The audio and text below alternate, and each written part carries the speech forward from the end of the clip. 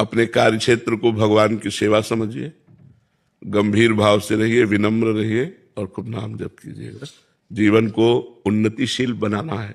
जब तक भगवान न मिल जाए तब तक हमारी यात्रा रुकनी नहीं है।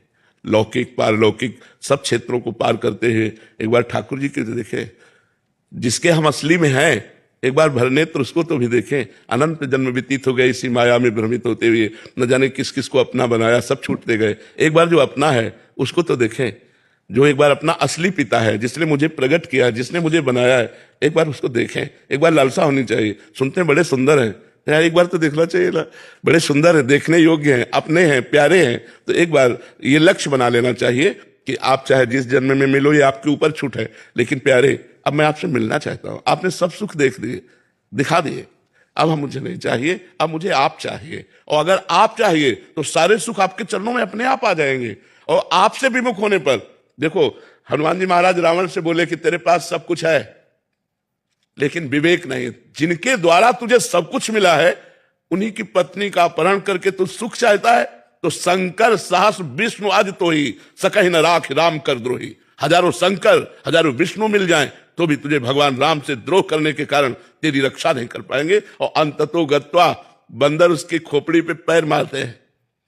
यह हाल देखकर मंदोदरी कहती है कि राम विमुख अस हाल तुम्हारा, रहा न को कुल रोवर यारा। आज जिस समय तू चलता था मैंने देखा है, दिशाओं के दिग्गज कांपते थे, आज वही रावण तेरी खोपड़ियों को बंदर लात मार रहे हैं। ये हालत भगवान से विमुख होने के कारण हुई। तो हम उन भगवान के सन्मुख हो, उन भगवान को प्राप्त करें तो मनुष्य जीवन की सफलता है। को आनंद पूर्वक रहो, मस्त रहो, भगवान के आश्रित रहो।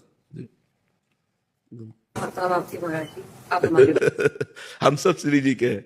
हम एक छत्र के नीचे हैं, जिसका नीला छत्र है ना, नीला छत्र है ना आकाश, हम सब उसी के बच्चे हैं, हम उसी के हैं। हाँ, आगे का मार्ग आप नहीं जानते तो हम आपका हाथ पकड़ लिए, हमारा कोई हाथ पकड़े है, उसका कोई हाथ पकड़े है, और उसका वो हाथ पकड़े है, ऐसे हम क्रम से जा रहे हैं।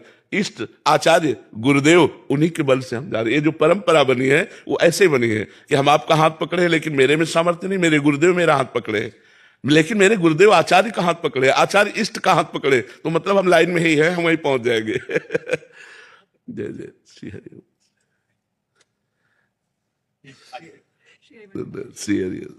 खूब जाओ, मस्त रहो।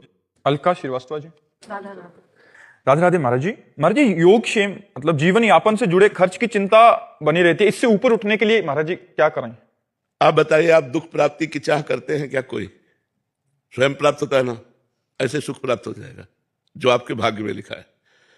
सुख और दुख के लिए आपको प्रयास नहीं करना, आपको प्रयास करना है सुख और दुख से परे परमानंद की प्राप्ति के लिए, भगवान की प्राप्ति के लिए। यदि आप भगवान की प्राप्ति के लिए प्रयास करते हैं तो आपको योगक्षेम की चिंता नहीं करनी पड़ेगी, क्योंकि स्वयं ठाकुर जी कह रहे हैं, अनन्यस चिंतयन्तो माम ये जनाः पर्युपासते तेषां नित्याभियुक्ता नाम योगक्षेमं वहाम्यहम्। जो मेरा अनन्य चिंतन करता है उसके योग और क्षेम का वहन मैं स्वयं करता हूं। योग का तात्पर्य होता है प्राप्त जो है और अभी जो नहीं प्राप्त है, नहीं प्राप्ति की प्राप्ति कराने का नाम योग है, और जो प्राप्त है उसकी रक्षा करने का नाम क्षेम है। जो नहीं प्राप्त है वो स्वयं ठाकुर जी प्राप्त कराएंगे, और जो प्राप्त है उसकी रक्षा स्वयं ठाकुर जी करेंगे। वो देख रहा है योगक्षेमम वहाम्यहम्, वो ऐसे थोड़ी बोल रहा है, वो सच्चिदानंद है, वो सत्यनारायण है, वो जो बोलता है वो करता है। उन्होंने कहा योगक्षेमम वहाम्यहम्, मेरा सिर्फ कार्य है उसका आश्रय लेकर चिंतन करना, और उसका कार्य है व्यवस्था करना। हम जब उसकी शरण में हैं तो उसकी व्यवस्था अपने आप होगी। आप चाहे गृहस्थ हो चाहे विरक्त हो, सबकी वो व्यवस्था करता है। हम आपको कैसे बताएं, वो इतना आगे से आगे देता रहता है। आपको क्यों नहीं मिलता? क्योंकि आप अहंकार से अपना पोषण कर रहे हैं, भगवान से नहीं। मैंने ये किया, मैं ये करूंगा। अहंकार विमूढ़ात्मा करता अमित मन्यते, तो उतना ही मिलेगा जितना आप कर रहे हो। अगर ऐसे हो गए, एक होता है गोदनामा और एक होता है निजी कमाई। जो भक्त होता है वो गोदनामे में होता है। हमारा विश्वास, हमारा आत्मनिर्भर भाव, हमारी आत्मा भगवान है, उन पर निर्भर भाव, तो कहते योगक्षेमम वहाम्यहम्। हम एक गृहस्थ की बात बताते हैं। हम रोटी मांगने जाया करते थे, तो उनको देखते तो पूजा में ही लगे रहते। बिहारी जी के तीनों काल के दर्शन, यमुना स्नान, वृंदावन की प्रदक्षिणा और नाम जब भक्ति में रत रहते। उनकी बेटी सयानी हुई, कोई अर्थ की व्यवस्था नहीं, कि आपकी बेटी सयानी हो रही है और ब्याह करना है और आप रात दिन पूजा में केवल लगे रहते, आपकी आय कोई है नहीं, जो रेलवे में तो उससे जो उनको मिलता था पेंशन उसी से उनका चलता था, वो बिल्कुल बिल्कुल विरक्त संत जैसे गृहस्थी में। तो उनका बाबा, हम बिहारी जी की वो बात देखते हैं जो उन्होंने कहा योगक्षेमम भाम्यहम्। मैं पूर्ण भरोसे पे हूं, जिस तारीख को जिस समय होना होगा वैसा होगा। एक परमहंस जी थे, अभी उनका शरीर पूरा हुआ, बड़े ब्रज के गुप्त परमहंस थे, उनको कोई जानता नहीं था। वो एक इंजीनियर को गुड़गांव से लेकर के आए बिहारी जी के दर्शन कराने। तो वो उनके यहां पहुंचे, पहुंच कर कहा कि तुम्हारी बेटी ब्याह लायक है यार, ब्याह नहीं करोगे? तो उनका कोई संयोग बैठेगा तो देखेगा हम तो बिहारी जी के ऊपर है। तो कहा ये इंजीनियर है, ठीक रहेगा? इंजीनियर से कहा लड़की ठीक रहेगी? उन्होंने कहा जी 5 मिनट हम बात कर लें। बोले बात कर लो, ब्याह हो गया। कैसे बिहारी जी करते, कैसे व्यवस्था करते, योगक्षेमम वहाम्यहम्। ये कोई भगवान ने मजाक नहीं की, गीता जी में स्वयं भगवतवाणी, पर हम ऐसे नहीं हो पाते। हम कहते हैं ऐसे रहो, तुम बचाने की कोशिश मत करना, तलवार आएगी और तुम्हारे गले में हार बन जाएगी, तो तुम्हारे गले को छू भी नहीं सकती यदि भगवत आश्रित हो। 5 वर्ष का बालक प्रहलाद है, त्रिभुवनपति हिरण्यकश्यप है, आग में जलाता है, जहर पिलाता है, हर कोशिश मारने की करता है, लेकिन 5 वर्ष के बालक का बाल भी बांका नहीं कर सका। और भगवान ने नरसिंह रूप धारण करके फाड़ के फेंक दिया उस वरदानी विशेष वरदान प्राप्त किए हुए हिरण्यकश्यप को भगवान ने फाड़ के फेंक दिया, और 5 वर्ष के बालक का वो त्रिभुवनपति होने पर भी बाल बांका नहीं कर पाया। ऐसे भगवान हमारे हैं, भगवान की अनंत सामर्थ्य है, हम भगवान के आश्रित नहीं हो पाते, इसलिए हमें बात नहीं। अरे योगक्षेमम वाम्यम, ऐसा मत सोचो कि केवल बाबा जी का ही योगक्षेमम वाम्यम, भगवान अपने भक्त का योगक्षेमम। अर्जुन बाबा जी हैं क्या? अर्जुन के रथ की बागडोर पकड़े हुए अखिल ब्रह्मांडों का नायक वहां बैठा है जहां अर्जुन की जूतियां है। रथी जब खड़ा होता है तो उसकी पादुका जहां होती वहां सारथी का निवास। कौन है? ध्येयम सदा परिभवग्नम अभीष्टदोहम तीर्थास्पदम शिव विरंच नुतम शरण्यम भृत्यार्तिहम प्रणतपाल भवाब्धिपूतम वंदे महापुरुष ते चरणारविंदम। जो भगवान शंकर ब्रह्मा आदि है जिनके चरण रज की वंदना करते हैं वो भगवान श्री कृष्ण है, और बैठे कहाँ है? सारथी बने बैठे हैं। तो हमें विश्वास होना चाहिए, विश्वास के बिना भक्ति नहीं और भक्ति के बिना सदगति नहीं। इसलिए चाहे गृहस्थ हो चाहे विरक्त हो, भगवान पर विश्वास करो, उसका चमत्कार देखो, उसका चमत्कार देखो, भगवान कैसे रक्षा करते हैं। महाराज जी आपने बोला कि अप्राप्त की प्राप्ति और जो प्राप्त है उसकी रक्षा करते हैं प्रभु। महाराज जी यहाँ जब मनोकामना वाली बात आती है कि हमने भगवान से मांगा फिर दिया नहीं, क्यों दे? भगवान तुम्हारे नौकर है।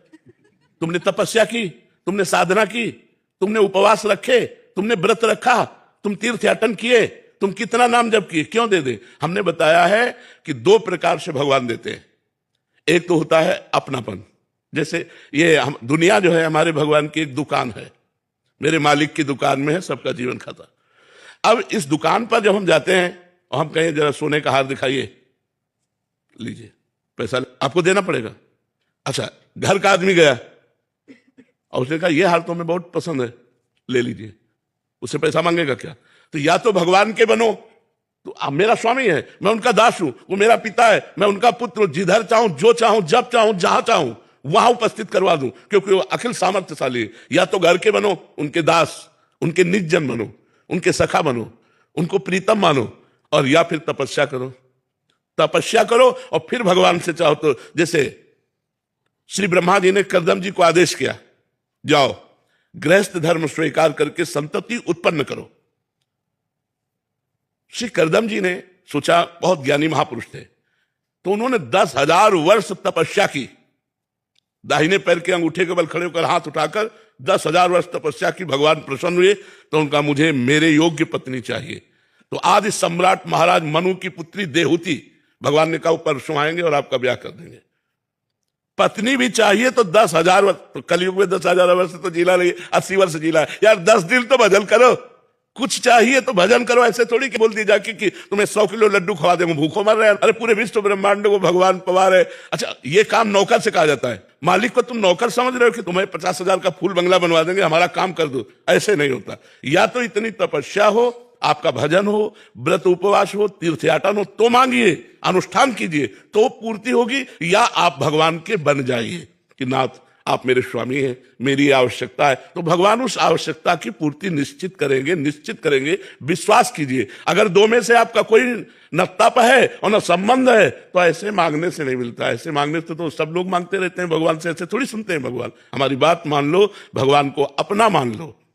अपना मानने में क्या जाता है, वो तो अपने हैं ही। और फिर प्यार से उनसे बात करो, वो सुन रहे हैं, मान लो छवि के सामने ही आप ऐसा। हमने आज तक देखा है कि 1 सेकंड में हमें उत्तर मिला है, हमारे हृदय में ही 1 सेकंड में उत्तर है। अगर हमने कोई प्रश्न किया अपने ठाकुर जी से, कोई बात की, तो ऐसे चांस ही नहीं आते।